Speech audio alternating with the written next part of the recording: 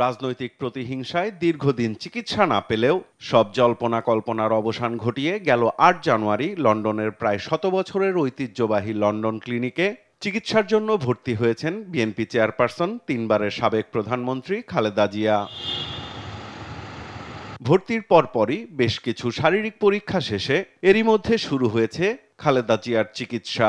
২ দিনের সরকারি ছুটি শেষে সোমবার আরও কিছু শারীরিক পরীক্ষা করা হবে তার। হাসপাতালে চিকিৎসাধীন খালেদা জিয়ার শারীরিক অবস্থা নিয়ে এরই মধ্যে গণমাধ্যমে কথা বলেছেন বিএনপি চেয়ারপারসনের চিকিৎসক ও দলের স্থায়ী কমিটির সদস্য ডাক্তার এজেডএম জাহিদ হোসেন। উনি ৮ তারিখের তুলনায় আজকে যদি আমরা চিন্তা করি তাহলে স্বাভাবিকভাবেই ওনার শারীরিক অবস্থা কিছুটা স্থিতিশীল আছে এবং এভাবে যদি চলতে থাকে তাহলে হয়তো আগামী কয়েকদিনের মধ্যেই হয়তো দেখা যাবে যে শারীরিক অবস্থা সম্পর্কে আরও সুনির্দিষ্টভাবে কিছু কথা বলার সময় আসবে।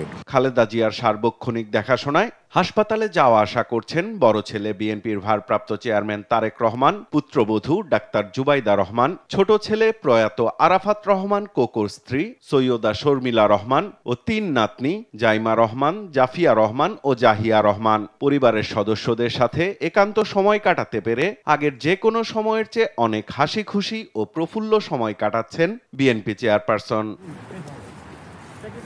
খালেদা জিয়ার শারীরিক খোঁজ খবর নিতে হাসপাতালে যান বিএনপির স্থায়ী কমিটির সদস্য মির্জা আব্বাস ও তার স্ত্রী জাতীয়তাবাদী মহিলা দলের সভাপতি আফরোজা আব্বাস। খালেদা জিয়ার শারীরিক অবস্থার খোঁজ খবর নিয়ে তারাও কথা বলেন সংবাদকর্মীদের সাথে।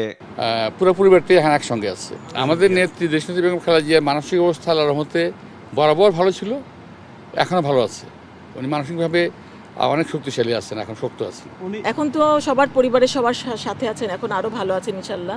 তা আমরা আশা করছি উনি অচিরেই অনেক সুস্থ হয়ে যাবেন। হার হিম করা ঠান্ডা উপেক্ষা করে বিএনপি চেয়ারপারসন খালেদা জিয়ার শারীরিক অবস্থার সার্বক্ষণিক দেখভালের পাশাপাশি মাকে বাসায় রান্না করা খাবার খাওয়াচ্ছেন বিএনপির ভারপ্রাপ্ত চেয়ারম্যান তারেক রহমান। সাইফুল রিপন, দেশ টিভি, ঢাকা।